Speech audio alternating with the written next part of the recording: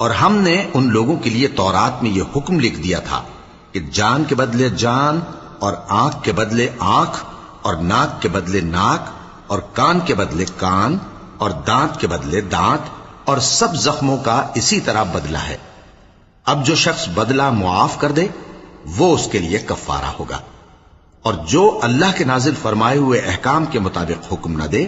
تو ایسے ہی لوگ بے انصاف ہیں۔ اور ان پیغمبروں کے بعد انہی کے قدموں پر ہم نے عیسیٰ ابن مریم کو بھیجا جو اپنے سے پہلے کی کتاب تورات کی تصدیق کرتے تھے، اور ان کو انجیل عنایت کی جس میں ہدایت اور نور ہے،